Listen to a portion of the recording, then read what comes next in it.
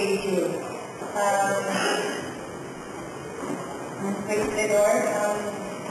As it is written in Deuteronomy 32:4, Jesus is our rock.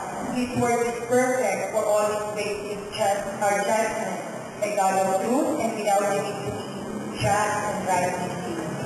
So, the convention po natin ito ay very first ever. We will make it right and we will do our best na talagang makikita sa Panginoon. And truly, as we start this convention, where 2 or 3 are gathered in His name, there He is in the midst of them. Let's all stand up and let's all pray. Hallelujah. Glory to your name, Lord Jesus. Lord, we are so thankful for truly, Lord, we are so blessed and thankful for this day that you have gathered us together, Lord. Truly, each and every one of us heed your voice, Lord Jesus, and we are here to attend, Lord Jesus, and do this work all for your glory. And Lord, we pray that you will guide each and every one of us, and even Lord Jesus, teach us to number our days, that we may be able to do the best we can to do your work, Lord Jesus. So Lord, all this is all for your glory and honor and praise, Lord Jesus. So Lord, let your blessings be upon us and your guidance, and truly, Lord Jesus, we are here to live to your glory. Thank you, Lord, and this we pray. Amen. Lord Jesus.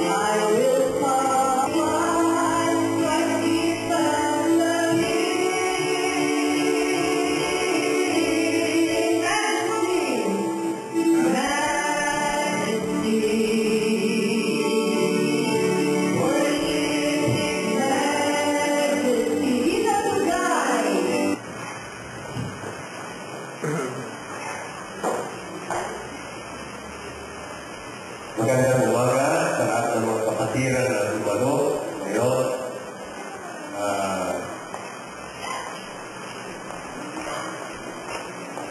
Itong convention na ito ay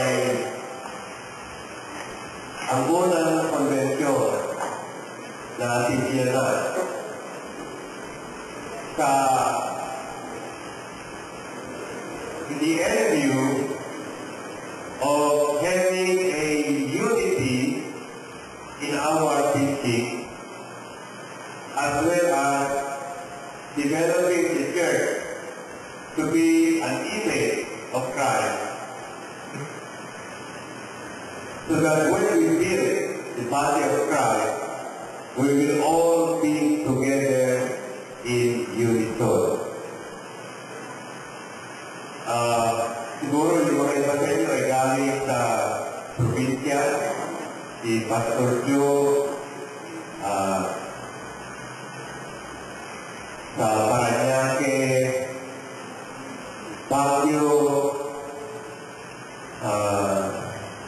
Romblon, ay wala. Then, dito sa Round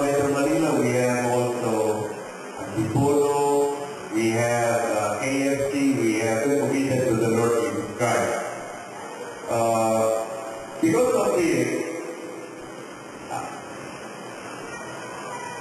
Israel gave me about 20 minutes only.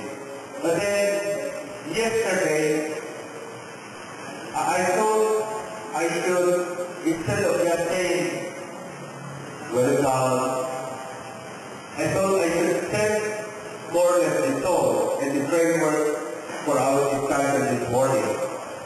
And so I prepared something, and it should be a guide, a framework in the subsequent discussion, the different issues. And I have prepared some slides that there are three basic reasons why we should be talking about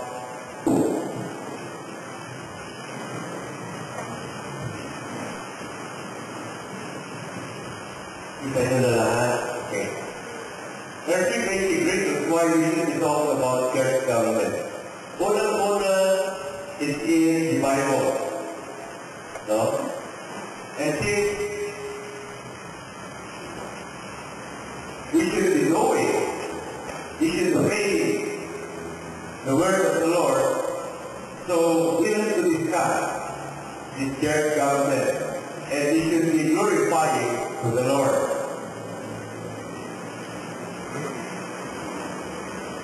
Church government will make our church sustain its witness. This will be more clear as we go down through the different slides. We would want to create an image of the church, or the body of Christ. Pang-apat ay the growth of the church, or the body of Christ. Lahat ng aming pag-uusapan ito ay kung hindi dumating yung punto na ang katawan ni Cristo o ang Iglesia ay hindi buhay na buhay at hindi lumalago sa mga tuwing nakakapagdala ng mga kaluluwa sa paano ng Panginoon, hindi kapakipakinapan. Ang objective natin ay paano mapalago ang katawan ni Cristo o ang ating o ang Iglesia.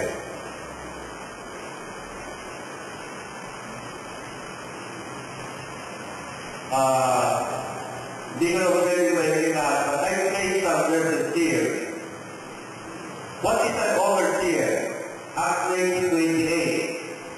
To take it therefore unto yourselves and to all the flock over the week the Holy Ghost has made you overseer, or in Greek episcopos, to feed or to shepherd the church of God which he has purchased with his own blood. No? Ang mga overseer are under shepherd, and the Lord Jesus Christ is the great shepherd, because he was the one who purchased his church with his own blood. Ito ay sa Panginoong Kristo. Titus 1:9, talking about bishop.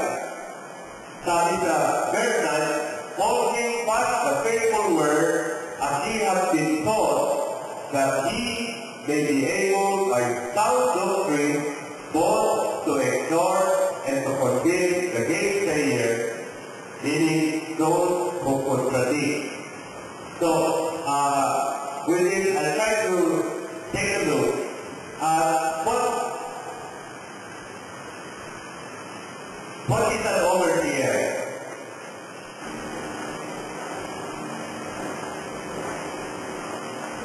Now we have here the orderly way to have or to obtain the ministerial credentials for all ministers of the Lord here in our church. And this is from the Trinitarian for this procedure in appropriation or granting of the ministerial credentials. Now here we have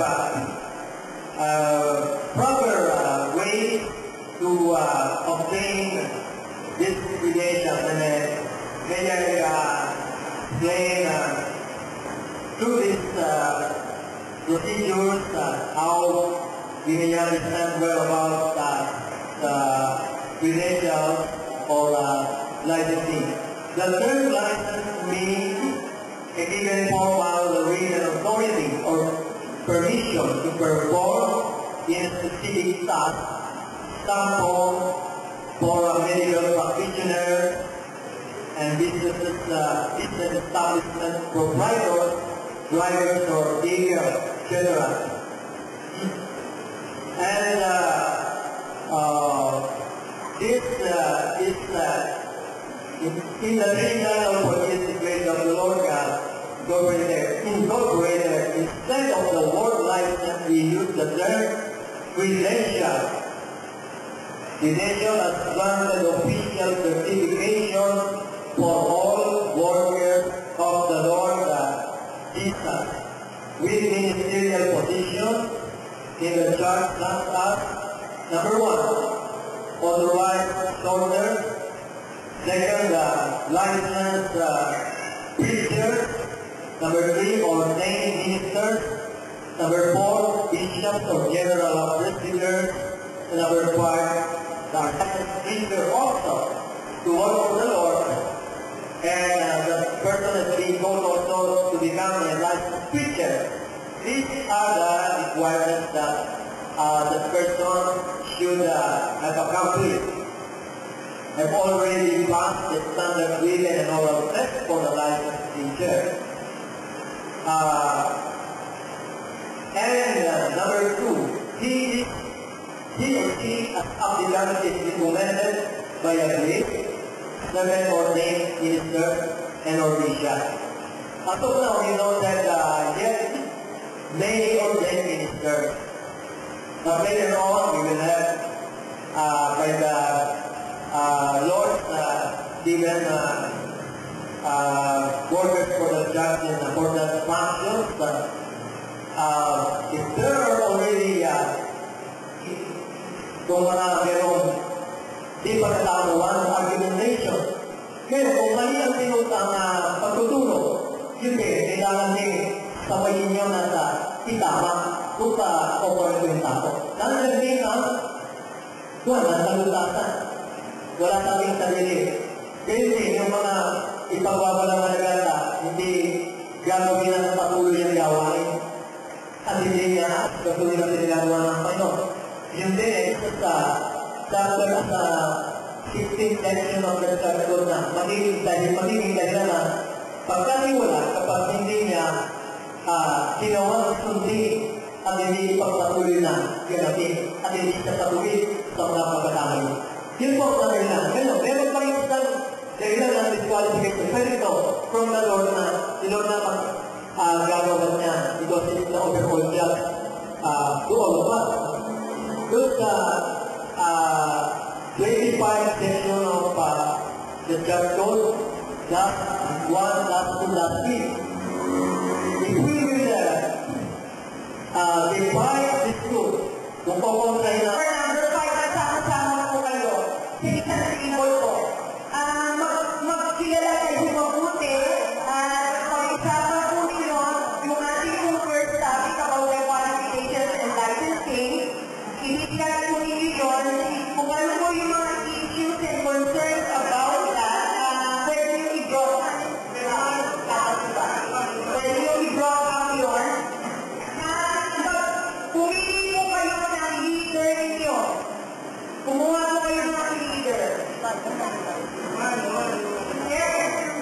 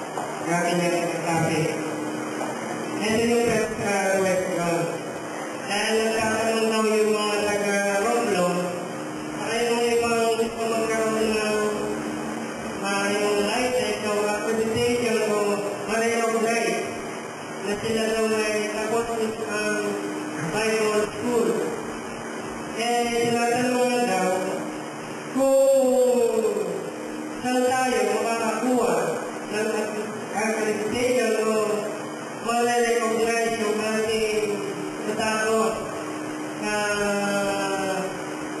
halimbawa yung Bible school. Dahil yung ibang ano daw, nagtapos na isang Bible school. Meron silang certification, ni-recognize yung kanilang pagkatapos. So yun daw, kung meron daw tayong ganon na school na pwede natin, halimbawa naman yung ikaw ay nag-aral para ikaw ay matuto sa isang eskwelahan,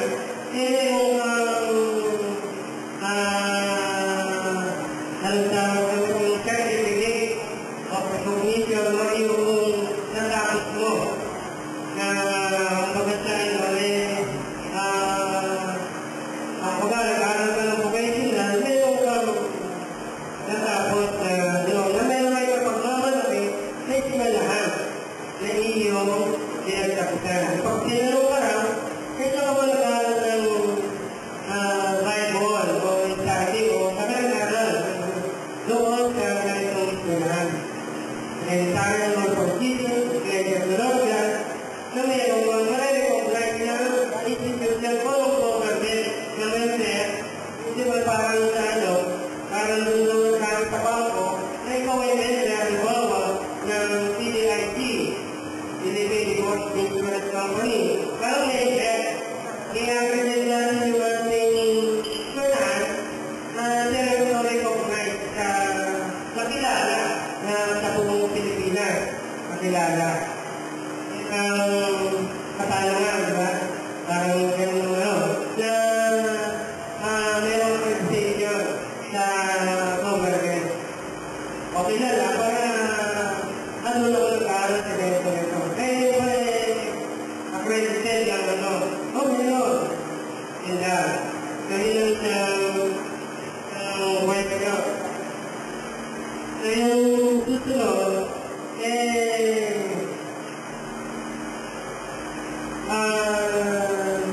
yung mga song leaders, mga essays, mga authors, o yung mga kasama yung mga administrative workers,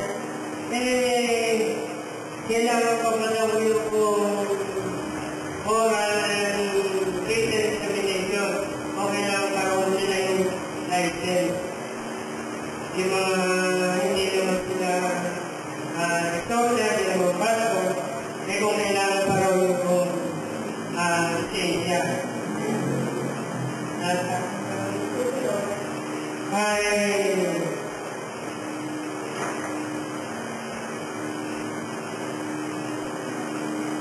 Meron pa ba daw na specific term for every ministerial body like total factor?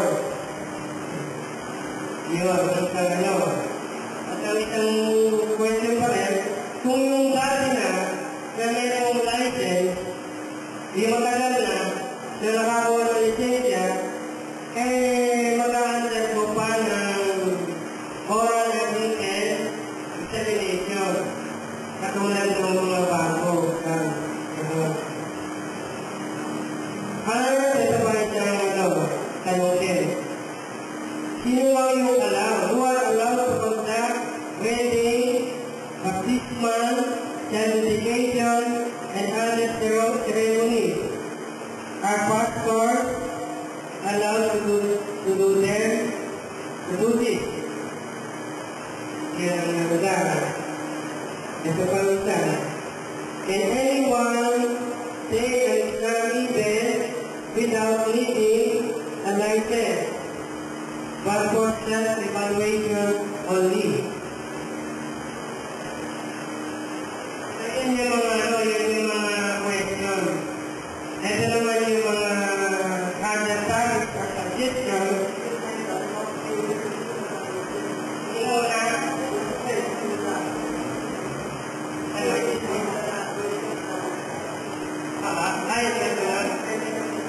Okay. Ito lang masyado ng araw. Our workers, such as song leaders, MCs, ushers, administrative workers, etc., supposed to also get their exam.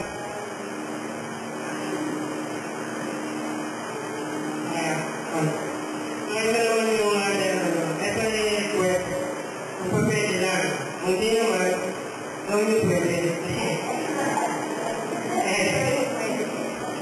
Kailangan masitayan natin daw. Yung mga request yung mga ating mga elders na bisitayan naman yung mga local churches.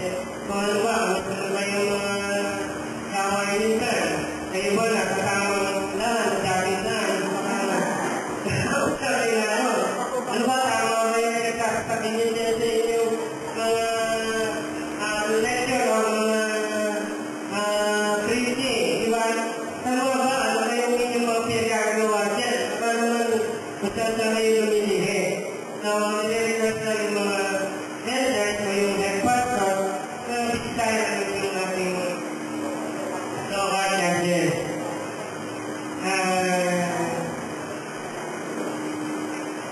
Aming iyatangunin ba? Ito sa titong friend, kung magkaroon tayo na ating i-revise yung ating radio ministry. Kasi, alam ko, yung mga remote area, ay naman lang silang ay mga radio lang. So, kung nire-request natin sa ibang mga offices, kung wala na yung pondo, pagtulong-tulungan natin, na suportahan. Merong specific na ibibigay isang outbreak kung magkano yung kanilang dapat ibigay. Kailangan na ito yung kung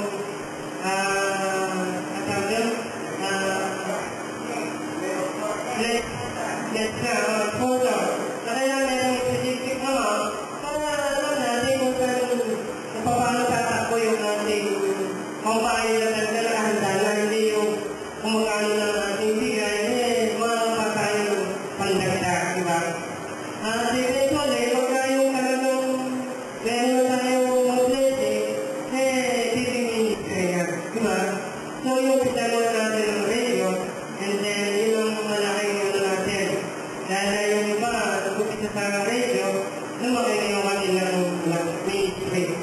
Meron ng nga, na yung television, malaking natin. Kasi ako nanonood din ng TV, mga Christian program.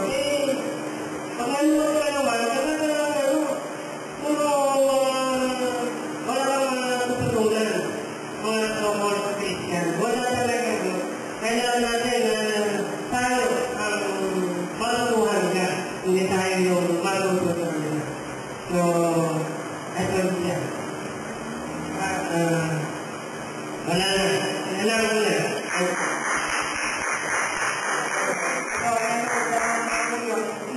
kukunin na lang po natin yung kanilang mga factor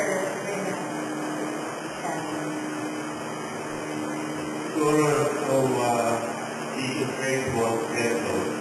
I think there should be an immediate answer to the group presentation rather than waiting for the whole group to be through the presentation. Brother Yergin,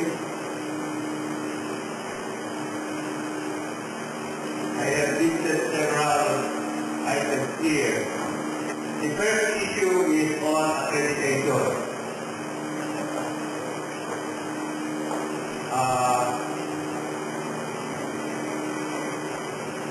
Actually, ang pinag-uusapan ng matagal ang nagwan ng bishop is not only the issue of the certificate, but when they see our certificate, they know that it means something. Meaning, the school or the institution that they came from is accredited. During the last meeting of the bishop, we have asked Sister Carl to get in touch with some accrediting institutions or organizations. These are institutions that accredit Bible schools. And for the information of the body, Brother Eugene here has prepared a very lengthy curriculum for pastors. No? Has already prepared the first 3-year curriculum for the all for Jesus seminary. What ito is we are trying to do the details. Kasi right now, sino yung mga mag-lecture dito, saan gagawin, what time, if ever we have to exact efficiency, how much would it be. Yan yung tinatapos ngayon ng mga bishop, which we started to discuss during the last meeting. So next bishop meeting will probably have more details on this. At Mr. Carl's pinapakontak namin yung kakilala niya na nag-accredit ng school. So it may take some time. When I say it may take some time, it should have been more than a year, no? To come up with this. It was raised by Pastor Roto sa Romblon, no? During in one of the pastor's meetings. Dahil we're not looking only at the possibility of all for Jesus pastors and ministers to work in the Philippines, but also to work abroad. Para kung may pakita yung credential ngayon, it means something, not just a piece of paper na, so I graduated sa all for Jesus. It's all for Jesus seminary na yan. Hindi na malalaman. But kung merong accreditation na recognized institution, that was once they put their seal on it, mas kita na magpunta sa planeta ito, i-recognize. Yun yung gusto natin mangyari. No? So we're not confined only to the Philippine area. Brother Eugene, would you like to comment?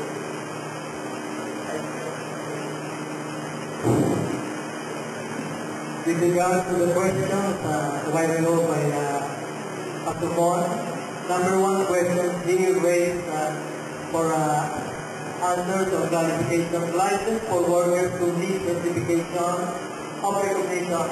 I think I had already explained it during my presentation of how can the servant of the Lord avail of this recognition. Ngayon po, yung bawa, naglilingkod na ng matagal na panahon when a servant called by the Lord, let us say, during the time of Reverend Medina. When that servant had already confirmed the calling of the Lord, specifically for the ministry, wherein the Lord wants him to function. For example, he has been working for the Lord for about 5 years already. And yet, we know that workers don't have yet the formal recognition by the women order of the vision. Well, we will consider the length of time that the servant has worked for the Lord. We will not disregard it. However, because the church code had implementations that those who have that kind of service already must have passed the written and oral exam. it must be accomplished because it is the rule of the church code. And that would be the confirmation is that one had already known the functions that where he or she must work for the Lord. Kung halimbawa hindi natin alam pa na extorted ko, ano yung extorted, yung mga gagawin na extorted, o na the preacher, kailangan malaman niya na kapag dumaan sa test, alam na yung gagawin sa gawain niyo for the Lord, makakapasok siya. At just in case naman ng mga pagawa na para hindi makapasaka, don't be discouraged. Because the calling of the Lord is irrevocable, and it is irrevocable with gift. As long as that person would like to avail or want to avail the gift of the Lord by studying diligently or rigorously, by faith with patience, siya makakapasok sa mga susunod pa dahil hindi naman kamabas sa medicine. Sabi na, ang pagkaran ko sa medicine of law, 3 times lang. Mr. Belmont, sa medicine ba, hanggang ilan na lang allowed na mga nagtapo? Boarding staff. Hindi, pero hanggang ilang beses pwede kumuha. It's weird.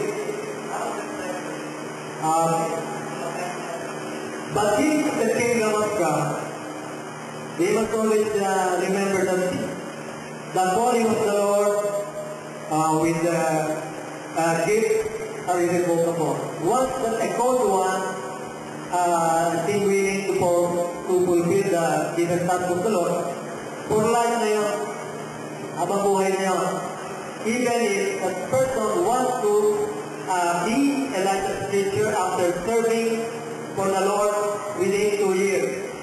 Gusto naman niya mag-lingkod rin sa Panginoon dahil sa siya niya, may tawag rin sa ganyan gawain. Ang maaaring maging tanong din mag-i-exam pa ba ulit?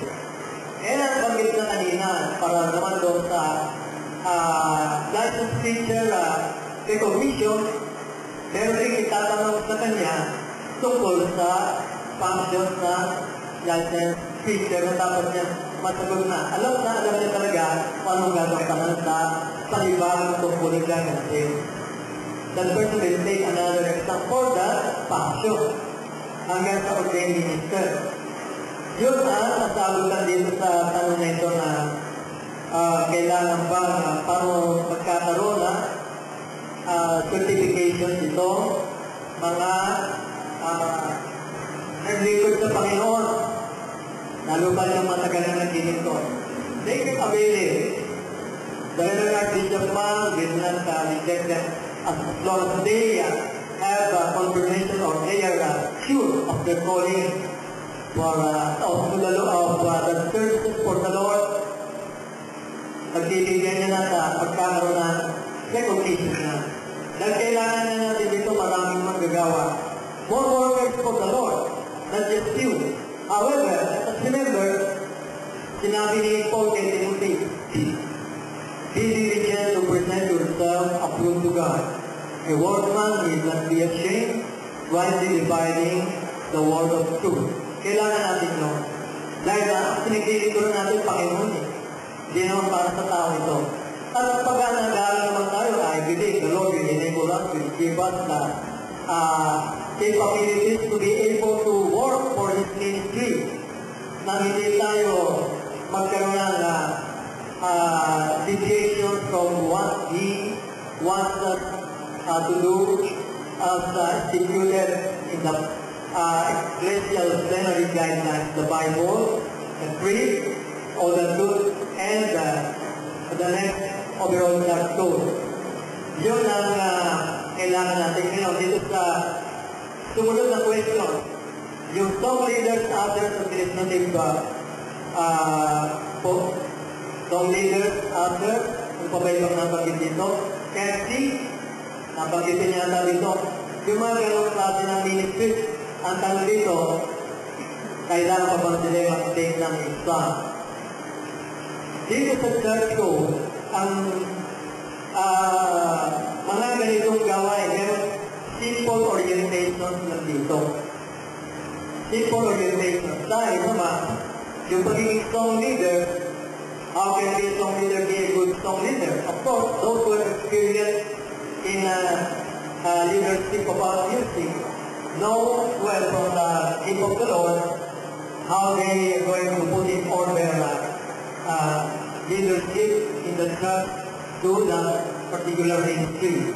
Sila mga pastors, very simple orientation lang dyan dahil sa siguro, bibigyan pa ba na exam, paano ka ba mag-a-after? Pupunta ka ba sa pinto? Hindi na kailangan simple na orientation lang ay believe kailangan doon. Wala nakalagay doon sa church code na yung mga gano'n ay kailangan pa yun. But in membership, na kailangan member, ang requirement, signing of the covenant. Kung talagang ginawag ni Lord na mag-commit ng lahat sa Kanya. We are told by the Lord to commit our everything life to Him. We must sign up the covenant for Him, not for human being. Lahat tayo. That is our common bond. And with that common bond, we must function in accordance to the rules, the ecclesial guidelines, permanent guidelines, na-mention na. Dahil kung hindi natin susundin yun, maaaring ang ginagawa natin hindi ayon doon sa natataas sa mga pagpapagdinig ko na dapat gawin. Ngayon, dito naman sa who are allowed to conduct baptism, ano pa ba ibang nabanggit dito? Yung to conduct ceremony of itong communion, child dedication, all the sole pastors in the church can be able to perform this. There's no need for the approval because it is a part of the ministry of the pastors in the local church. Because, for example, itong communion, napaka-importante ginagawa ito. Ito ang sacrifice nila ng Diyos natin. Sa 1 Corinthians chapter 11 from verse 23, tinuturo ni Paul na yun palagian natin gagawin. Sa church, sa lupa dito sa Ecclesiastes at ginagawa naman lagi natin dito. Kayo sa local churches. Kayo, kung isang local church,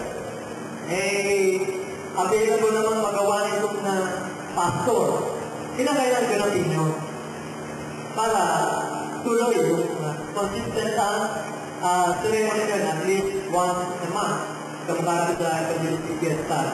At ito naman mga tungkol sa baptism, merong gusto na ang ma-invite na mag-baptize sa Archbishop. Kaya kung hindi available ang Archbishop, talagang walang available na Bishop, pwede ka mag-baptize ang mga pastor in the local churches. At nag-aalala tayo Diba, Brother Tom sa Baguio, meron na rin mga baptismal services. Mga local church pastor doon ang gumanas noon. Kaya, ano pa ba ibang nabanggit dito na function na kailangan pa bang ang recognition dito? I think yung mga yun, pati mga deacons, kasama rin siguro. Mga deacons ay, ibig sabihin ng deacons in the health services, in the arrangement of things before the services, or whatever things that must be done in the church for preparation of services. Yan mga deacons ang gumaganap yan. Simple orientation din ang kinakailangan ito. Meron din dito short explanation sa church code para doon na kinakailangan na alamin, basahin ng mga merong ganong function kasi I believe we should not always live by spoon feeding dahil gaya na na-quote mo kanina sa Proverbs 23, by wisdom, sa literal context na, hindi ko lang natandaan sa Hebrew word.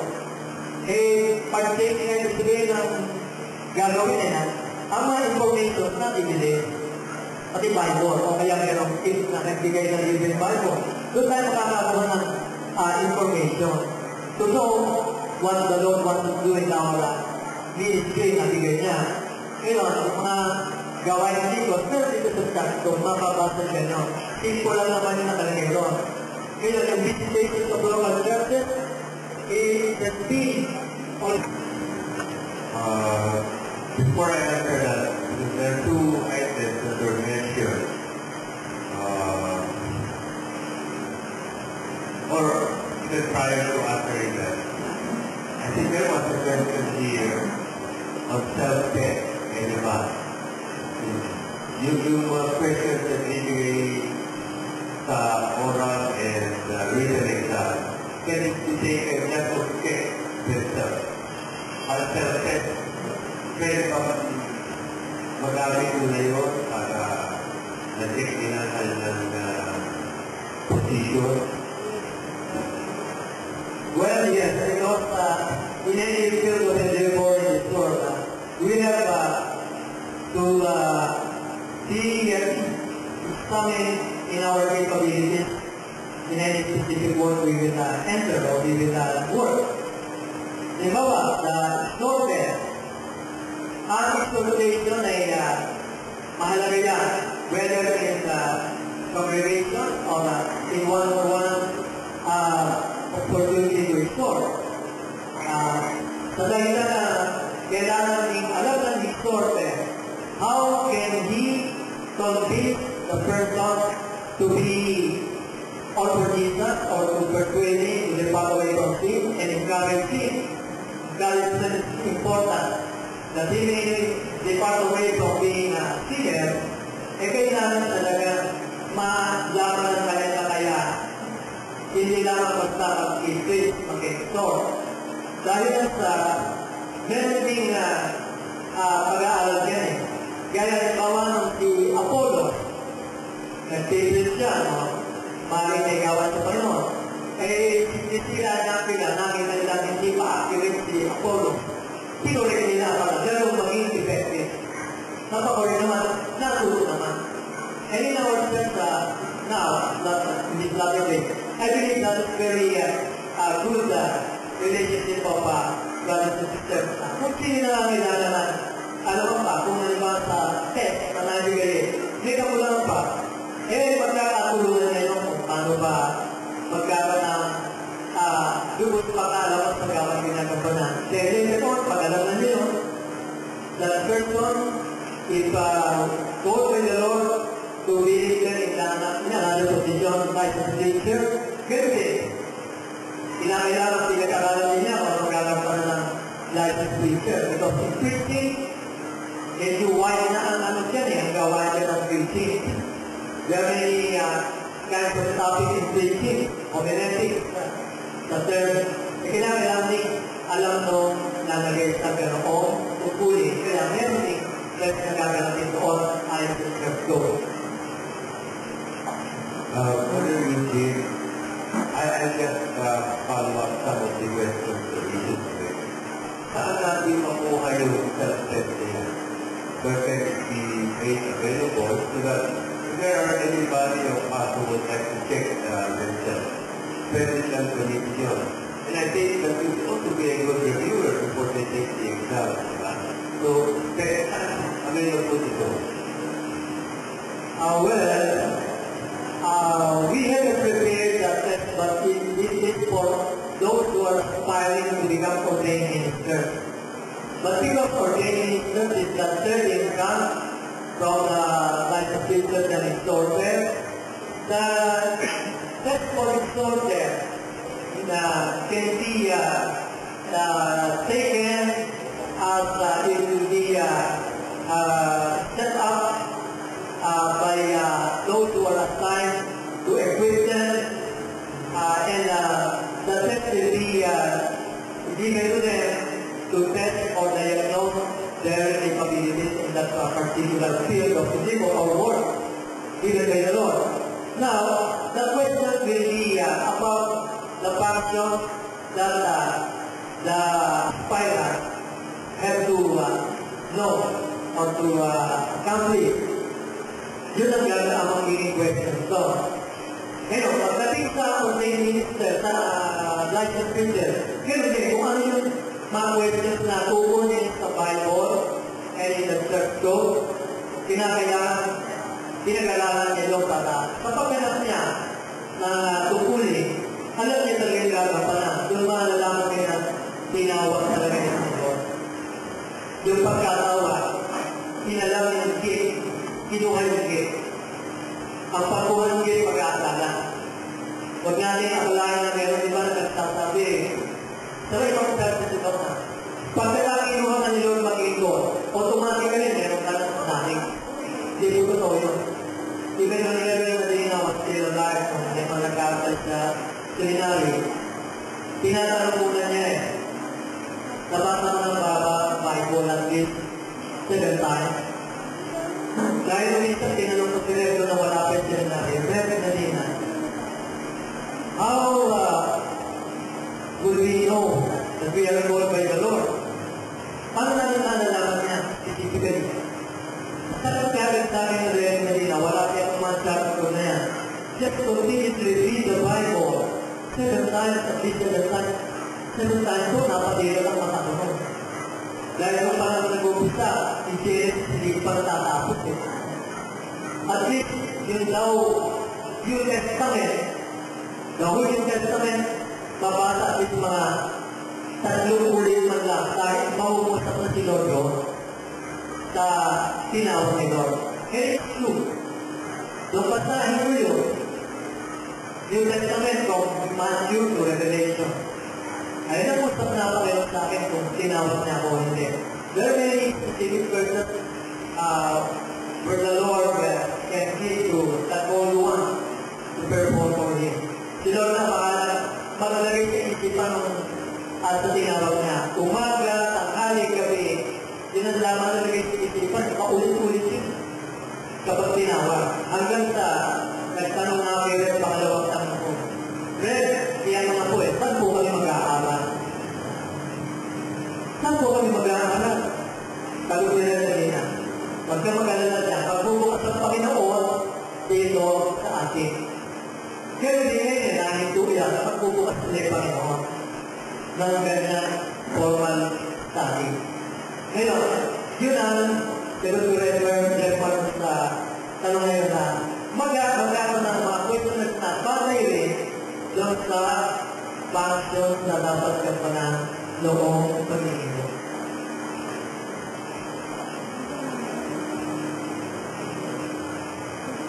Joseph, that engaging that group would like to follow it up.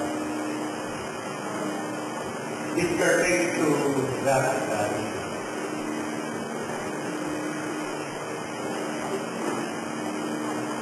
Just for clarification, it's the first class of the consecrated workers way back 1998. Her name was subject to training.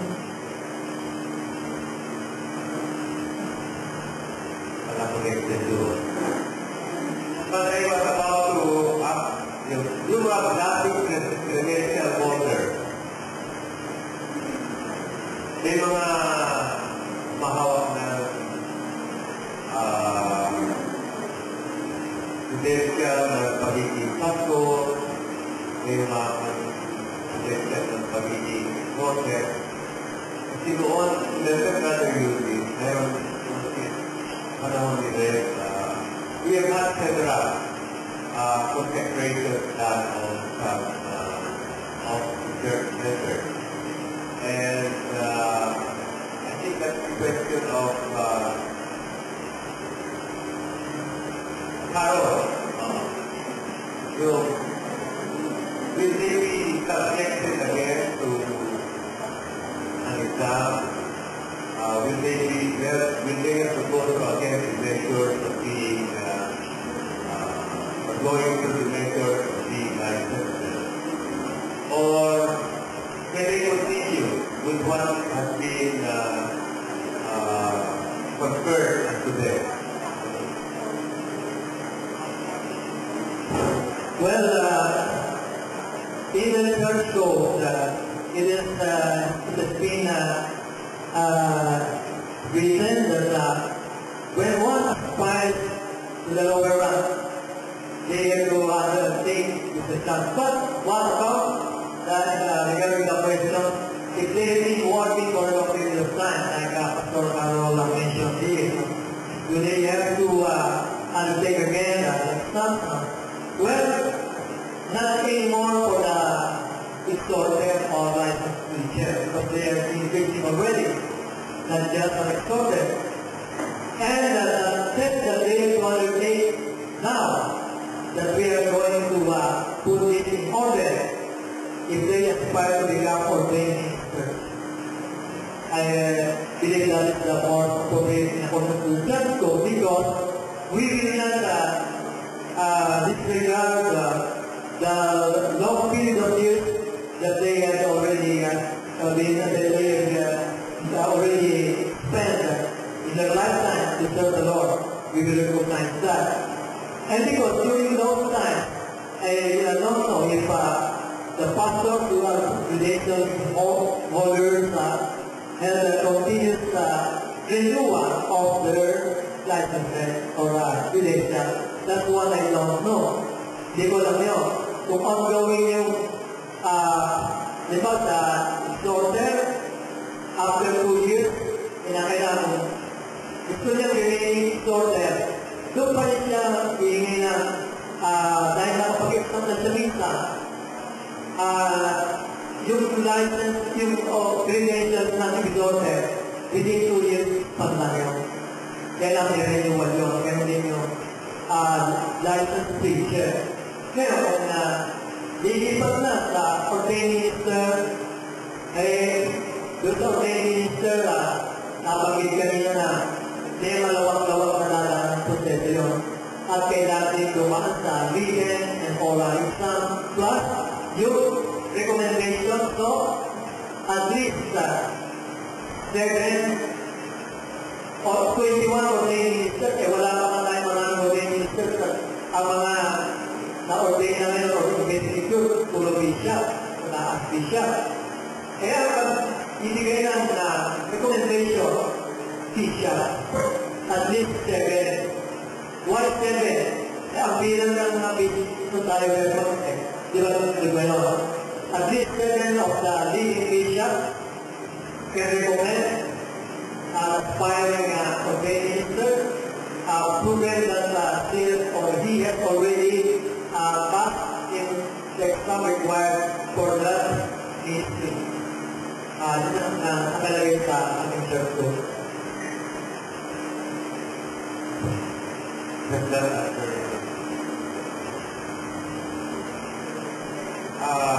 Yeah, okay. Thank you, Brother Yusri. We have answered the visitation of outreach there. The question on radio or TV ministry.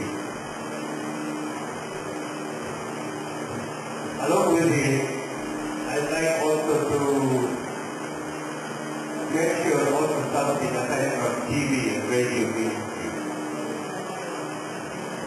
We've been talking somewhere there back just a while back about some other ministries which require support from the members from the different outreaches. It's very good that Pastor Mon has mentioned that please tell us how much would the ministry require so that we will know how much we should put in, considering that there are many competing needs of the various ministries.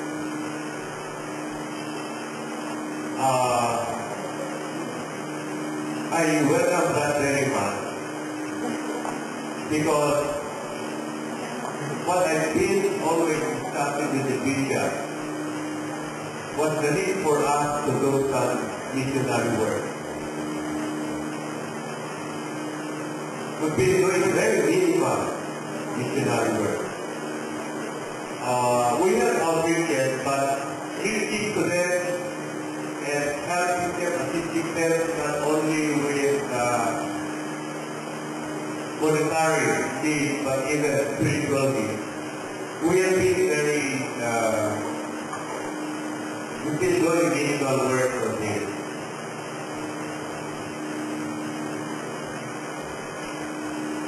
I think the All for Jesus Church is very well developed indeed when it comes to doctrine. But unless we can bring this out, it's of little use. Because I think most of us here already could teach the All for Jesus doctrine. It probably came from Sabah. The people there were surprised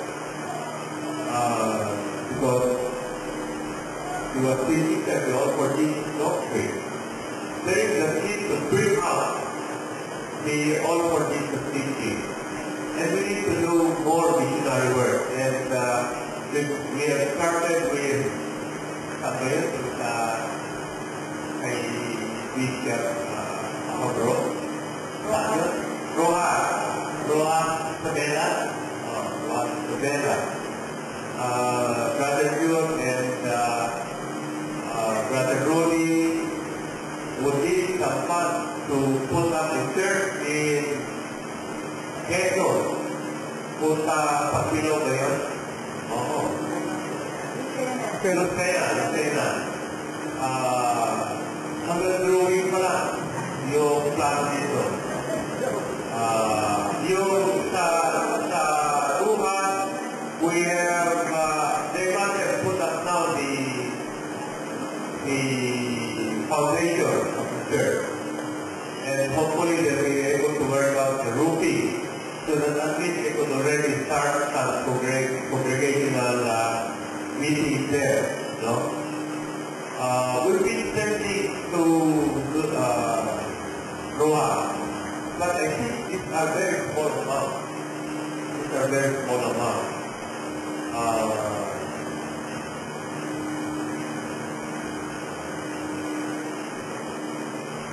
The Lord forgive me because I failed to mention again this missionary fundraising last evangelistic fiesta, and it was our intention that every evangelistic fiesta we should have a second round of collection, so we could come up with a missionary fund. Yes, the missionary fund we have now is very minimal. I don't think we'll be able to have much Brother Jude and Brother Rodi here. Now, if we go to Akanwane, they will need also a lot of funds there. So, thank you, Pastor Paul, for mentioning this. What we will do, as we have taken up in our last meeting of the vision, is that we will post all the amounts we have collected for each fund. We have missionary fund, we have seed blessing, we have evangelistic fund, we have the church fund. Lagay na lahat natin doon yung mga pera. And where did it go? Because I'm sure it will be a challenge to each and every one of us. Because if you look at it, the amount collected is very, very insignificant compared to the need. And thank you for challenging the congregation. And I hope we'll be able to do more when it comes to doing vision. A church that wouldn't do vision is dead. E kung tayo lang, we're dead. We are not bringing any soul to the Lord Jesus Christ. We are not doing our great commission to Him. make disciples. I forgot to mention Bagong Sinana. I forgot to mention Brother Edson, Rodolice. We're doing a partnership with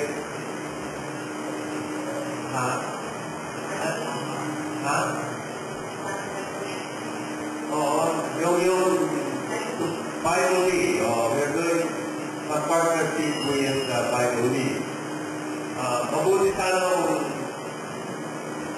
kaya may Brother Nick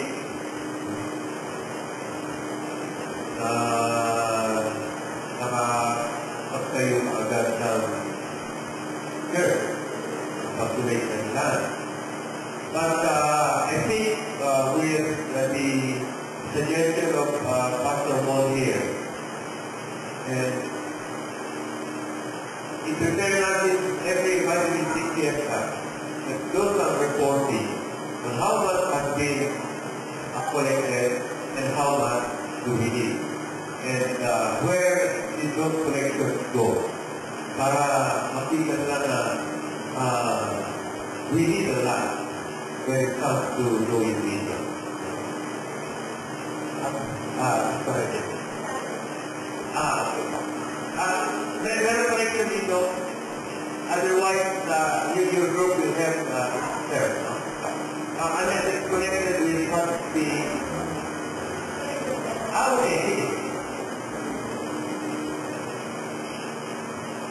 Ayan, so yung lahat ng nagiging madali yan kapag ano yung willingness natin sa kamahal natin sa Jesus Christ. Dahil ang lagi na natin sinasabi, ang ibinibigay natin sa Kanya ay hindi natin alam, ibinibigay natin, ay walang iba mas ang ating buhay sa buhay na mga mahal sa buhay. So napaganda ng sinong pinanggit at rin sabi ni Pastor Ramon na yung radio ministry kasi napaka-halaga na, yung TV ministry napaka-mahal. So yung radio ministry, talagang yung missionary word, yung pamasahe pa lang napaka-laki na yung kailangan. So, kailangan natin ng gamitin natin yung ngayon, yung technology, yung radio na kung saan kahit mga nasa Baguio, nasa Romblon, nasa Catanduanes, makapag-training lang sila kahit 30 minutes, doctrinal, matututo sila. So, yung sinasabi na Bible school talagang parang hindi pa natin mapupush through talaga, hindi pa ganun kadali na mangyayari. Although si Jesus Christ ang may kaparanan ng lahat ng yun, mahalaga yung Bible school na talagang marami na rin yung naghihintay. Ngayon, dito sa Women's Fellowship, medyo nadaanan lang namin, nadaanan lang namin ng konti. Dahil na medyo nag-crisis kami during the time na kinukuha ng case itong ating first itong project ko. So, nadaanan namin na dahil na pag-inilawan namin nakita sila 40,000. So, we go sa Women's Fellowship na nabanggit namin, nadaanan namin na makakapag-start kami na magbigay na mag-pledge, kumbaga pangunahan namin yung mga pledges. Talagang pledges na, in-a-year, mag-pledge ako ng 1,000 a month. So, what is 40,000 a month? Kung meron isa na magbibigay ng 1,000 o 500. So, napakarami naman namin na pinayaman ni Jesus Christ. Ganyan po ba? So, napakarami namin na talagang pinagpala ng Panginoon. So, ito na, yung 1,000 yung hindi mabigat sa atin, dahil magkano na yung Jollibee, di ba? Magkano na yung KFC, di ba? Pag kumangin ka. So, yun lang, medyo magbabago lang tayo ng, kumbaga spreading na naman ito sa Jollibee, malamang bibig yung ating kinakain. Gagawin natin talaga kamote na, dilaw na kamote sa kasabing na sabayaw. Para maging kapakipakinabangan yung ating buhay ng kabuhayan sa Panginoon ito. So, sa radio ministry, kami sa mga kababaihan, siguro i-deliver na lang muna namin yung pinapangarap namin, although talagang willing kami na yung 40,000, maliit lang yan, yung 40,000, hindi pa pala air condition yun, akala namin air condition na yung place na nakakita. So, anyway, napakadali lang kung marami talagang kapatiran, maraming lingkod ng Panginoon sa Kristo na talagang buong tapat, buong ligaya na magbibigay sa Kanya. So, yung ating kaisipan, palawagin natin, talagang ang Panginoong Jesucristo. Lagi natin tatandaan na yung pinatag na women's fellowship, na hindi ko lang kung kanino galing yung ano na yan, yung idea na yan, sa inyo ba galing na rin mo?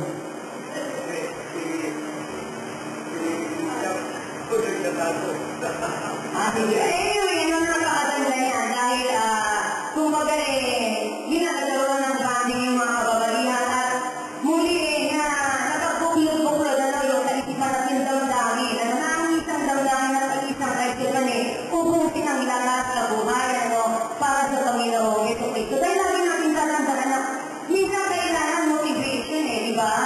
Maraming kabakiran na gusto nilang bumunga sa Panginoon pero hindi nila kaya mag-isa. So kailangan nila na katuwang.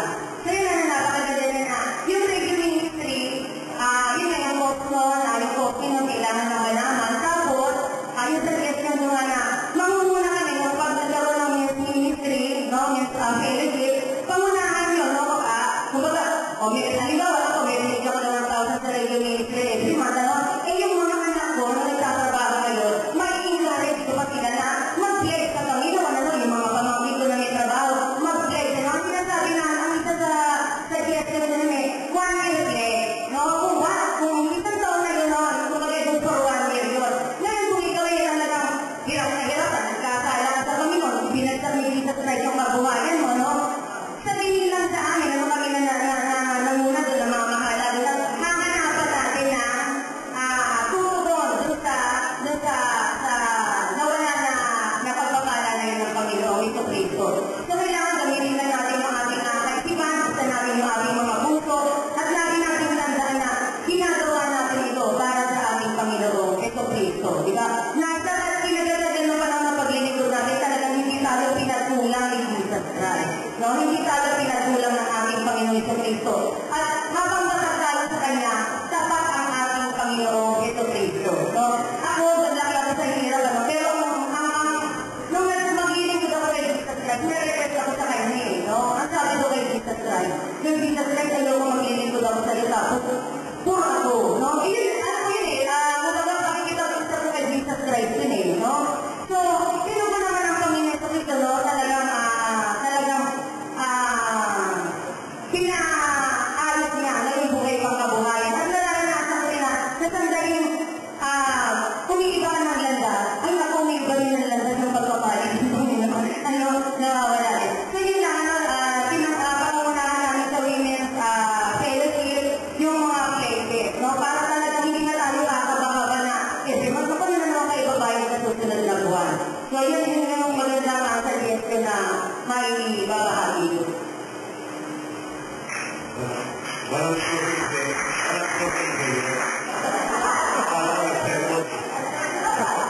okay, thank you, Sir Jenny. One more thing. Yung ating kwan, malaking tulong yung may-set up ni Brother Jun na website. We're not only going local, but we're going international. Maraming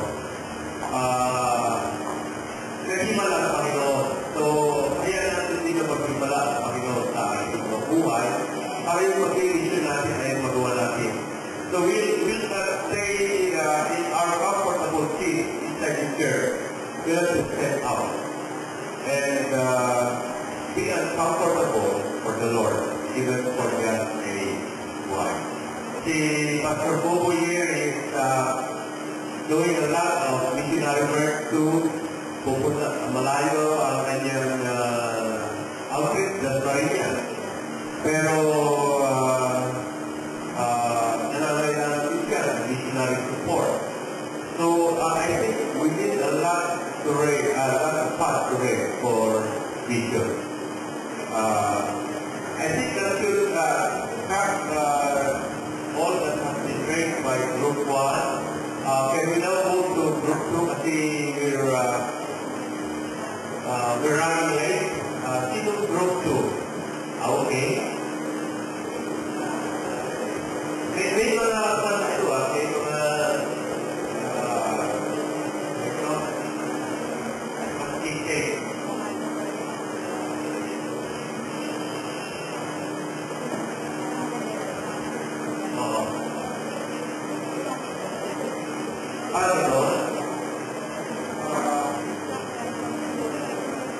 Yung pinaka, huwag nila ulitin para mag-release kasi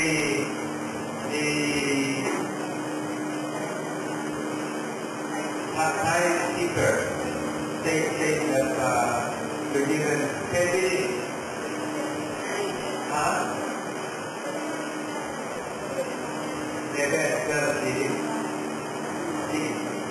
Okay?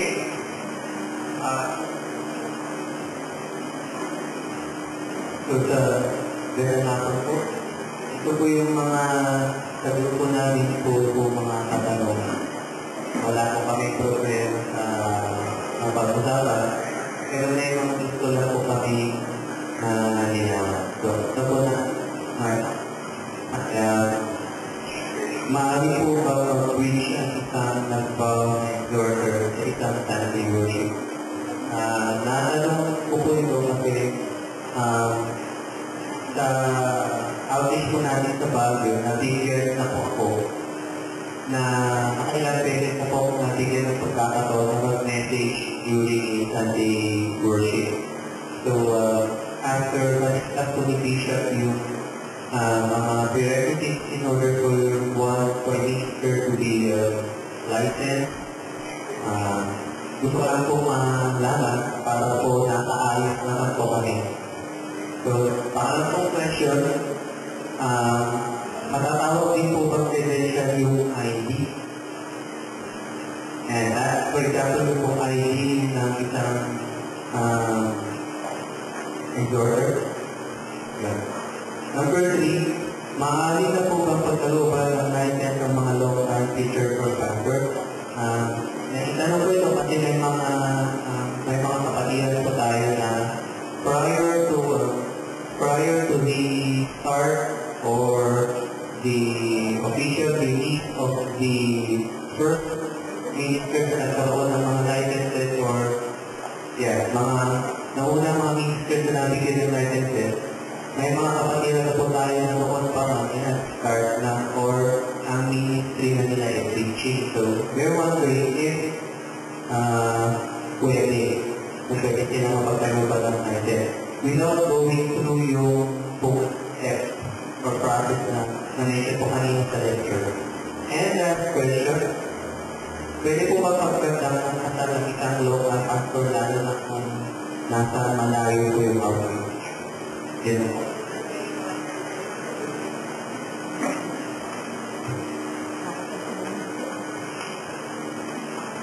In the Lord bless you, Brother Joe.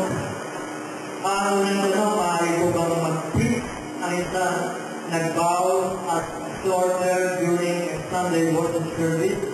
Well, yes. If that exhorter, for example, that exhorter is not yet the administrative pastor in the local church, but the administrative pastor allows him to speak or exhort for the glory of the Lord in the congregation. For example, for at least 10 or 15 minutes, yes, because that is the service given by the Lord, and it will be also a practice to enhance that function by the given opportunity of the administrative pastor. Now, dito sa pagiging exhorter, dahil kailangan sa pangalawa na matatawag din po pang credential yung ID kung yung ID at exhorter. Kung yung member na mayroong credential ID ay sign up ng covenant to the Lord Jesus Christ. Ang ating common bond. At yun ay ginawang ID gaya ng ID ng bishop. At kung ang designation nun ng kanyang calling right, exhorter, or licensed preacher, or ordained minister, or bishop, yes, it can be used as ID. We are using it now. That bishop has an ID and all the bishops. And what you have to do is to have an ID signed by the Archbishop. Ensure that your ID the signature, appears the name and signature of the Archbishop. And you can use that as a servant of the Lord. Now, another three questions. Bakit na po ba mapagkaroon ng lahat ng mga long-time preachers and pastor na credential? Well, those who have already been working for the Lord, have been working for the Lord until a special time or a long period of time, if they want credentials, they have to ask the written order of the Archbishop, and they don't need to, as I have said before, to undertake some applied as exhorter or as a teacher if they have been working for at least 3 years or more. Dahil kailangan na lang nila credentials naman where they need to have stuff is to if they want to be ordained minister. Yun, kailangan yun. Ngayon, pwede po ba mag-conduct ng kasal ng isang local pastor? Mahalaga yung tanong na ito. I know that there are many pastors in this country here in our country that are Trinitarian or Baptists who are willing to have that license to solemnize their name. But the Archbishop alone, in accordance to our church code, can grant that request that any one of the bishops. And there was a fee and procedure in the manual in the church code that one who wants to have that license consider. Halimbawa, siya ba yung endorse ng Archbishop to have or to officiate wedding? Dahil sa ngayon, ang Bishop Talos may license at endorsed by the Archbishop. And as of now, we are renewing the license. At ang renewal pa na ngayon, marami nang mabigyan na ng process from NSO, National Statistics Office, because that is the government institution to give to the churches or priests or judges and mayors that authorization. Ngayon, kung talagang ang kaso ay yung nakapasal na sa mga requirements na pasok na talaga at hindi naman nagdidikit sa lahat ng ortodista, talagang naninindigan sa buong lahat ng ortodista at nasa malaking lugar. At meron kailangan ikasal. At dito naman sa mga business na ganito, kung wala pa siyang license na hawak at tinangin ang pagduman sa endorsement sa Archbishop, pwede naman mag-invite dito ng magkakasalayan. Maraming business dito may license lalo na pag-nagay ko dyan sa business. Kahit malayo naman, mapupunta dahil ang jurisdiction of the license of the Archbishop and the Bishop to all the nation of the Philippines, all over the Philippines. Tapos yun, hindi medyo Manila lang. Kaya pwede ma-invite. Ngayon, kung talagang willing na magkaroon ng license, why not pero nga yun? Dalagal sa process. At mag-check na din dito, sa check natin kung paano talaga mga regulations ng National Statistics Office na nagkakaroon ng license through the endorsement of the artificial. Maraming aalamin doon kung dapat malaman mo gusto magkaroon license to begin marriage.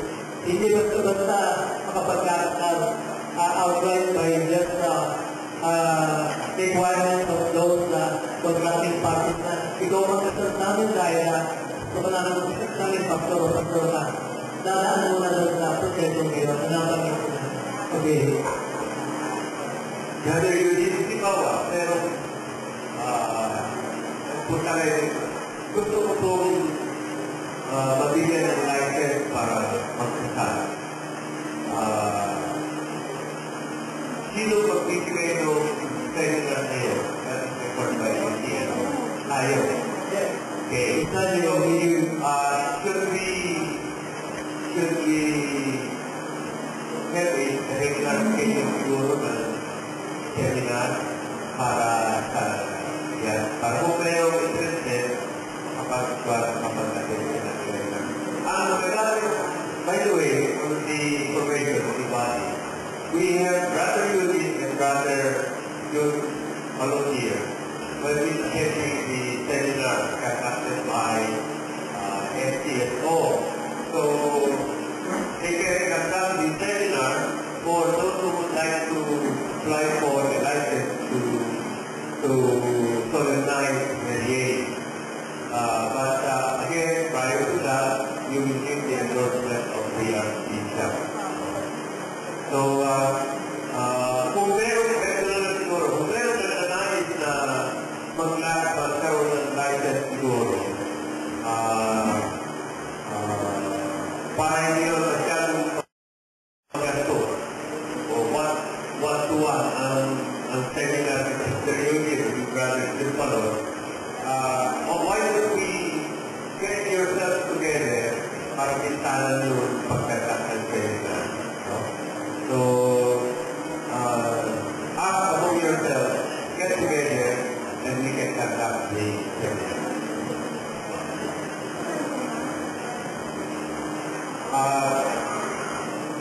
Wala bang follow-up sa Group 2? Group 3.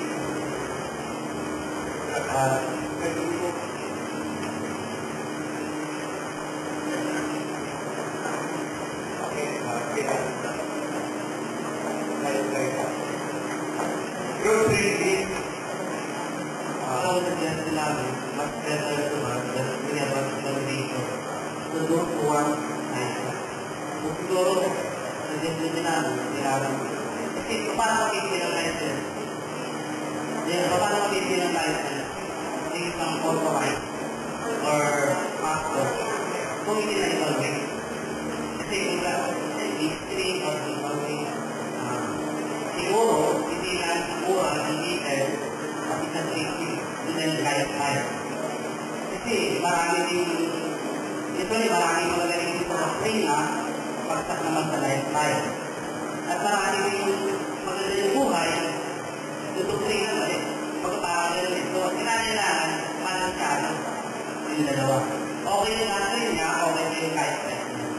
So, number 1. Number 2, why is it so regular meeting in our group of bishops, pastors, and every houses? Yung mga question ng bakit walang regular meeting, lahat ng mga pastors, mga houses, at yung question bakit mga bishops lang lagi may meeting.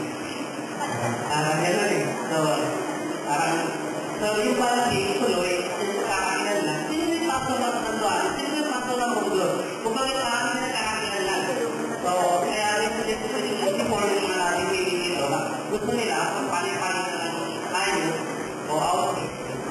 So, parang gano'n. Kasi sa akin, lumaki daw sa kipasa na bakit almost 10 years ago. May mga outfit sila dito. Pero siguro, kung hindi kaya natin yung pag-message na gano'n, kakaganda rin ang meeting sila call for dito. So, number 3, some pastors also dinarugol dito. So, almost 10 or more years. So, yun lang, mas matagal na hindi pa nagkakaroon ng license. Matagal na minister. Kaya ko, minister ako ni Noah Carroll. Pero,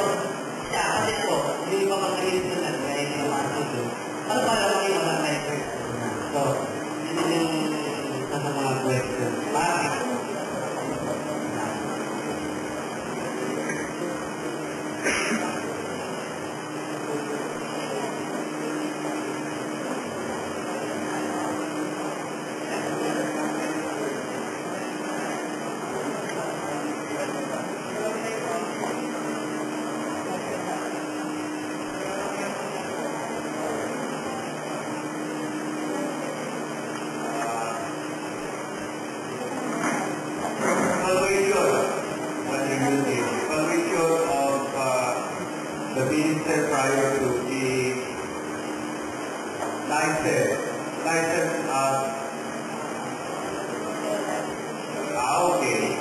okay. So, sabi ni Pastor Buboy, tingnan din natin, not only the oral and written exam, but we have to look at his lifestyle. Good suggestion. Why is there no meeting? This is the Bishop de facto. I hope this will be start. To have a regular meeting. Ito talaga objective dito. Para yung mga bishop din alam nila kung ano yung routine ng iba't ibang mga local churches. And we could find ways of this, how we could support the routine. Hindi lang yun, kung ilang beses na ako magpunta sa Casuales, hindi ko na makita si Pastor Joe. Wala na. So, let's pray, we will have this regularly. Pero, ganito ang sabi ni Sister Igo, si Satan Carotes of Closing Remarks. Thank you. Hope to see you again next time. But, there will be an administrative fee. Sabi yung different, no? We took the pain of setting it up without the administrative fee. Pero, I don't know.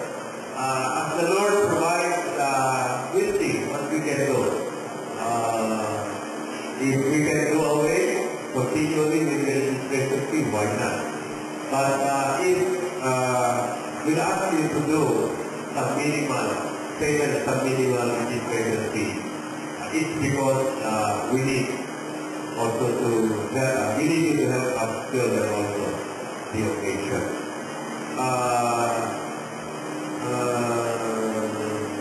Ayun, number 3, that was already answered kung na natin ang pastor ng pastoral unit. So, thank you very much. Group 1, Group 2, Group 3. Group 4. Ito po yung aming mga observations, suggestions, and proposals. First, the first concentration ceremony of workers, yun po yung way back 1998. It lacks orientation training, explanation, and clarity. That's making our operational procedures vague.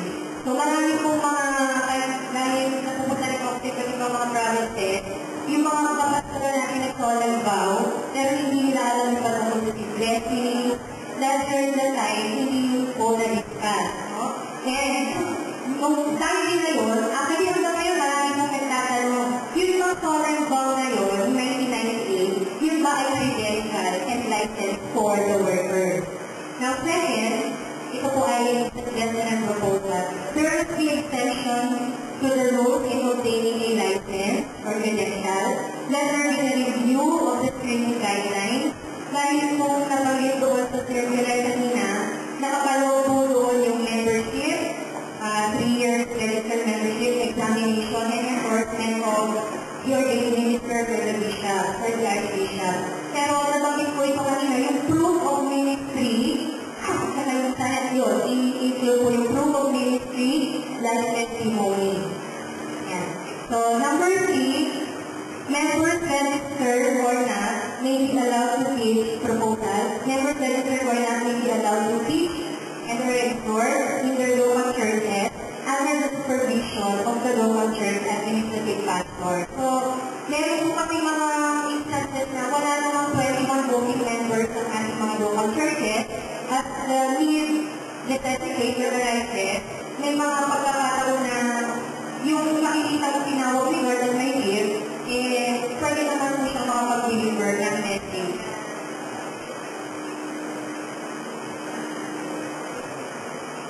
And number 4, modification of the solemn vow. So, yun po mga solemn vow ng mga consecrated workers. We are suggesting it to be lalo na po yung words na may God first me and my entire family. Why? Dahil sa aming pong observation at a review sa church code, may mga bagay na siguro dapat natin po i-consider sa alang-alaw na yung pong church code ngayon, wala kahit sa tayo siguro makakabuhin yung po doon. So, isang deviation lang sa church code ngayon, may kumpaan na sa pamilya mo. At sana i-review po natin yung background at yung ating track record at in church pertaining to the blessings of the Lord.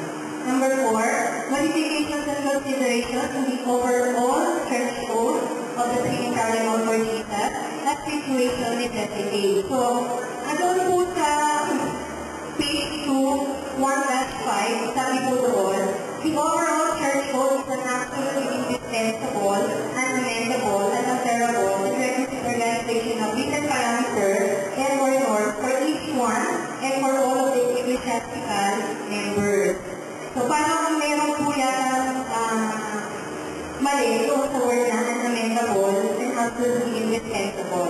Dahil we do not monopolize the truth, first of all, and we only attribute absoluteness and eternal perfection to the Lord Jesus Christ.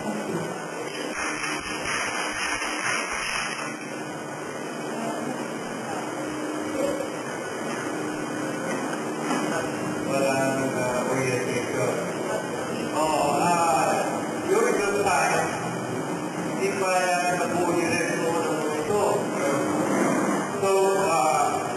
ang ating objective ngayon, we would like to get out and start that this is the very start of taking this kind of orientation.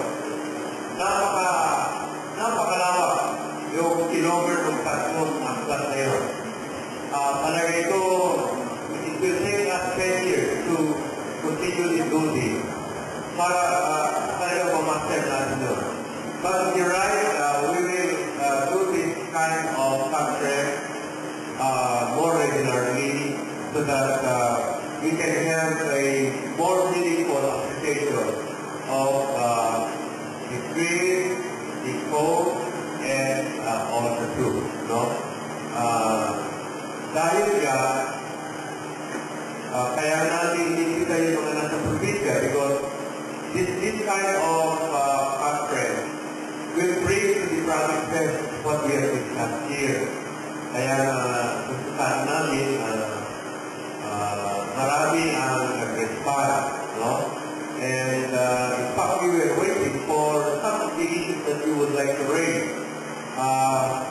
Isa lang ang nag-fulfill ay nagpadala si Pastora Liway, meron din siya nag-apel. Yung mga hindi nagpadala, nag-apel. Parang parable of the two.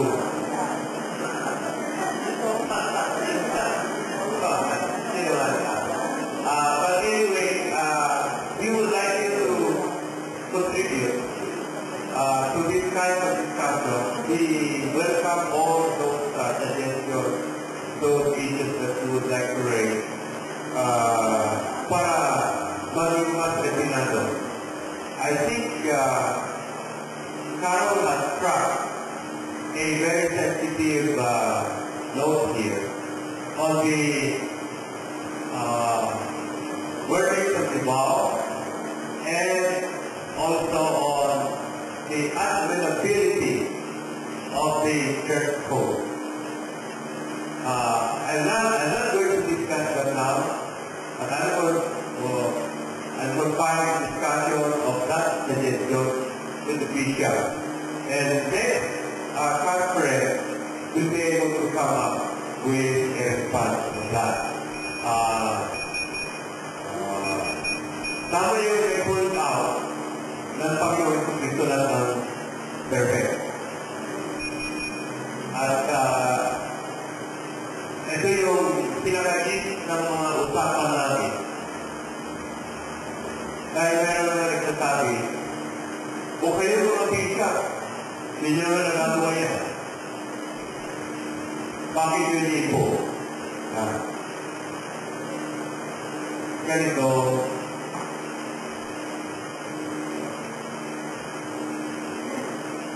yung salita ng Panginoon, wala nang magawa sa mga tao.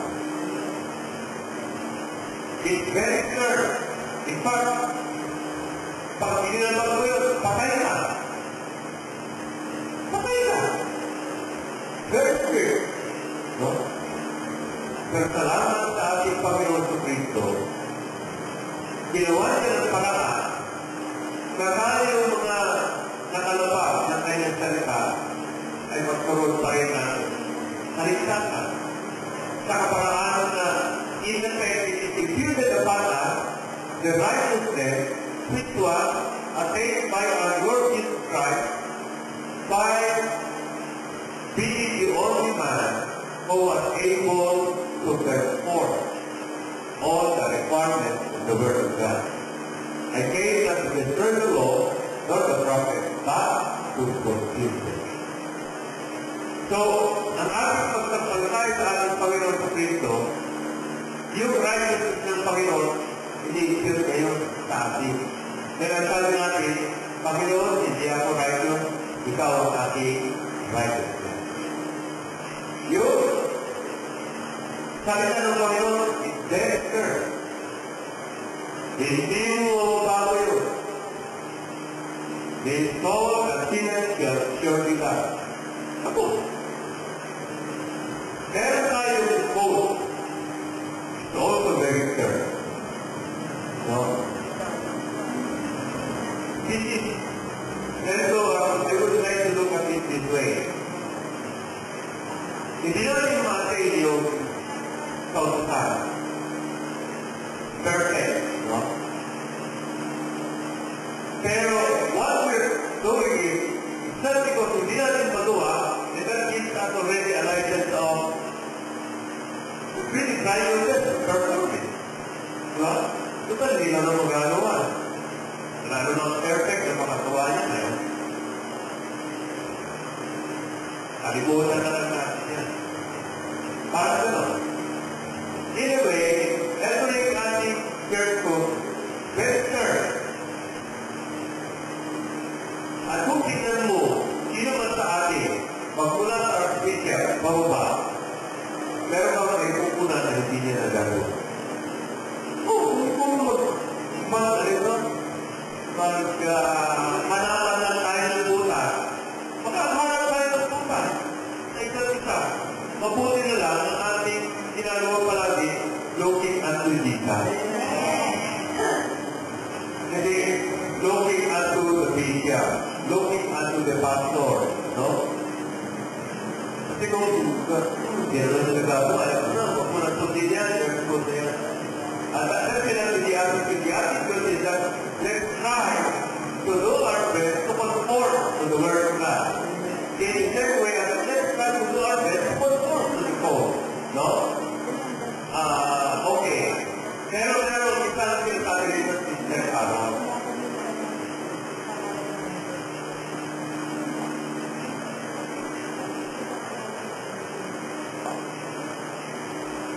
Hindi na ba pwede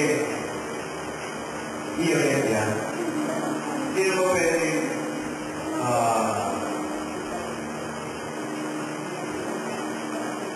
i-enhance yan, maybe?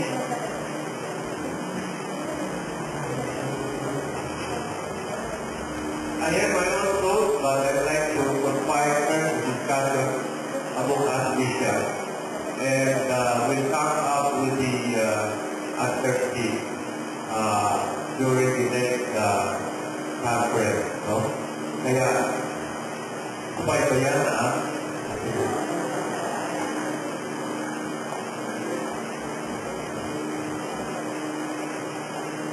Well, let us always remember that the Lord Jesus Christ, the head of the church, and our righteousness of God, mentioned by Reverend Bishop Mark. We have to admit, all of us, that no one of us is perfect, that can observe to do all the commandments in the Bible, instructions, statutes, including the Sabbath. But we should always remember the reason why when we have agreed with one another, have covenant to the Lord, not to contradict, not to contradict any of it, though we cannot obey this church code rule or the Bible. The Lord is our righteousness, and He will not require us to be as perfect as Him. You know it already in Gospel of Bible. Kaya nga siya nagkatawang tao, siya na gumanap kung hindi natin kaya. As He said in John 14:13, whatever you ask in my name, that I will do. Siya na lang gagawa mo. Tutulungan tayo na siya na gaganap. Ngayon na ito, nabanggit ni Archbishop Ma, pag-uusapan nga namin, pag-meeting, pero si Lord pa yan matusunod. Dahil subjected tayo lahat at kami lahat mga Archbishop Elohisa. Sample lang, pag nakipag-covenant ng isang tao sa unbeliever, gaya ni Joshua sa mga Midianites. Midianites yun yung mga unbelievers yun.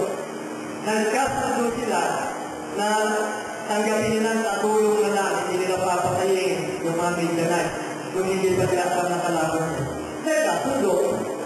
Then after 3 days or more, when they discovered that those Midianites were their enemies, the decision of others under Joshua told Joshua that we have to exterminate them, they are our enemies.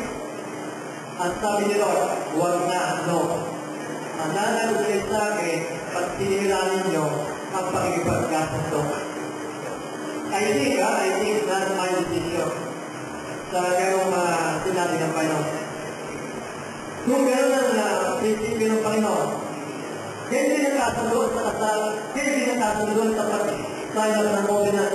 Pero ibig sabihin ng Panginoon mangyari sa sign up of agreement for this general guideline. Nakasama sa ating covenant. Eh, gaya sabi ni Reverend nung pa nag-meeting kami. Kung tanggalin natin niya, ano mangyayari kung nalikan na tayo ng prinsipyo? Kayo na po sumagot sa inyong alaman. Ano kaya mangyari? Magkakasundo kaya tayo lalo? O lalong magkakasila?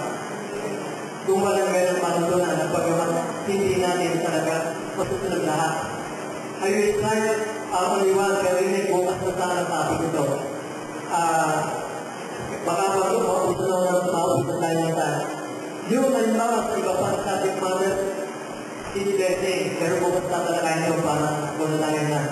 Tayo na yung lahat na pakasunod doon. And then, magagawa ng tao yung duty sa blessing. He's the provider of all things in our life. Hindi sa akin ito magagawa ng duty sa Christ. Kailangan masasabi natin dito. God bless you, Brother Yuki. 2 and 3 were items that the chief mentioned earlier. So, group 5. Parang may group 5 kanina eh. Ay, Sister Ori. Ikaw ba yun? Group 5. Sister Jenny. Ito Sister Jenny. Yung nakakala na lahat, yun nga, yung ano lang namin yung talagang nakiyahan ng formal Bible school, no? Kasi di ba rin nasa yes kami, talagang motivate namin yung mga kids na talagang mag-infiltrate sa church dahil nasasalang na nila doon sa mundong ito sa kasalukuyan. So, kailan talaga yung formal Bible school na yan? Saka, ito yung mga brother yung oral and written examination for those who want to get it scored. Meron ako bang prepare para doon? Of course, sa tanong na yan, there will be questions because this is a question regarding passion. Na yung passion na yun, kinakilala masagot kung alam kung ano ang gagampanan niya, ano alam pag-aaral sa kanyang tungkulin. Ngayon, yung Bible seminary, as the Lord is the head of the church, the Lord will give us the gospel. When should it be? Or when will be the venue? Who will be those who will teach? in the Bible Seminary. Hindi pwedeng gawin niya ng padalos-dalos na agad-agad na hindi nasa ayos because the Lord Jesus Christ let always be done discipline and order para wala masayang na panahon. Hindi na nasa ayos ito, kailangan gawin niya ng maayos. Kaya maraming kasama naman dyan dapat sa galak niya. Dahil yung curriculum, kailangan nasa ayos in systematic order ang bibigay ng aral, hindi yung kung ano na lang matapos na aral. Para nagsabi yun, lahat ng mag-aaral, meron tayo unidirectional learning from the Lord, from the Bible, at sa plenary guidance, ito pa. Nagsabi yun, kung tayo mag-share sa ibang mga tao at magkatanungan, hindi tayo nagkakaiba-iba ng mga kalugar paninigang, sisipin natin sa ating aral na pinanahawakan. Kasi, kung halimbawa, ang aral is simplified, pero ang full teaching na binigay sa atin ng Panginoon, through the Spirit, marami ng detail na subject din na dapat yung maunawaan ng pag-aaral. Kung yan naman yung simplified masyado, baka hindi rin makuha ng ganito kung teaching, kinakailangan din magkaroon ng lubos na alaman ng mga pag-aaral. Hindi naman ito pangihipin, hindi naman ito yung ibig sabihin, halos ayaw lang may laan dito, hindi gano'n. Kundi, malagay tayo sa alitan ng gusto ng Panginoon at sa ulo ng aming church. Hindi lang po, meron na po bang prepare ng oral and written examination for those who want to. Yung prepare na talaga. Yung anytime, ngayon, gusto ng tao, makakapag-oral and written examination. I get it yun, excuse me. Mag-a-apply yung aspirant para magawa ng question yun. Dahil, hinihintay na ng mga aspirant. Kaya walang nagbibigay ng notice mo ng Bishop na siya, tinawag ng Panginoon, sa ganitong gawain, kailangan makapag-comply sa itong mga rules na ito. Eh wala, nakalagay sa exact code, mag-a-apply yung mga aspirant para mabigyan ng kaukulang isa at sa dahil ng speaker. At kung nagpagkaroon na, bibigyan ng mga bishop ng written and signed credential. Ibig sabihin, ang tinatanong lang po, meron na po bang prepare? Sinabi ko na magkahanda, madaling maganda mo dahil available na questions dyan, maraming available na magiging questions. So, lumalabas po wala, parang Ngayon na, kung wala pa kung ngayon, hindi ba magkagawa sa Lord Jesus Christ, neighborhood of the Lord? so lumalabas po Meron na, nakalagay na, yung for-ordained minister. And dahil sa itong exhortation, exalted, licensed teacher, 65 na nakalagay na itatanong din. Kung napasinggan mo yung expression kanina, exam for the exalted, exam for the licensed teacher. Dire-confine mo sa kanila, gano'n pa ng tukuling. While ordained minister, malawak yung magiging talaga dahil overall na ang ulang knowledge, kinakailangan ng meron na kayo na gano'n yung ordained minister. Samantala ito, exalted pa na. Doon immediately gusto mong malaman ng umilang prepare na. Sa ngayon, wala pa kayo madaling magawa yan through the enablement of the Lord Jesus. Thank you po.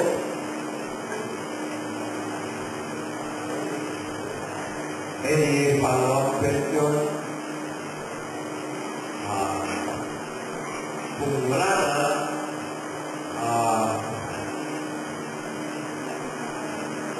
would you have some concluding statements that you will give?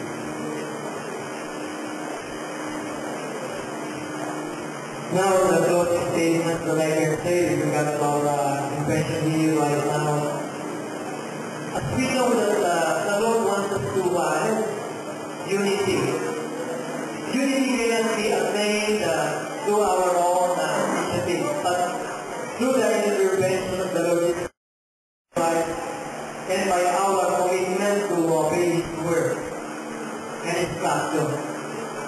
For the Lord said, I desire obedience rather than sacrifice. Yes, we can sacrifice to the Lord, but the Lord is not waiting to our sacrifices. Because of our disobedience to what we want to do. The Lord wants to serve our openness of services. The reason why He is winning our commitment to be subservient consistent in our desire to serve the Lord with willingness and not just by compassion. So, dito sa ating kwento, kaya the Reverend Archbishop decided to have this convention. It's for the rule of all of us while we are serving the Lord with unity and with regard to the written order instituted by the Lord. Because without this, there will be chaotic towards the end of us. There's no specific standard rules that all of us have to consider, though we may not be able to follow all of these rules perfectly because we are not perfect. But because the Lord Jesus Christ will help us and guide us, let us be united together and remove all sentimentality by emotional attitude with regard to our doing the way to take, because the Lord will be happy if we are united together in being subject to His will, as He is our head all the days of our eternity.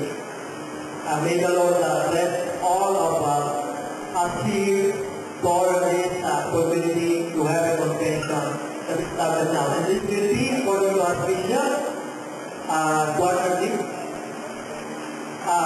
The convention will be quarterly. Oh yes, it will be objective to be done quarterly, every 3 months. That's all I can say.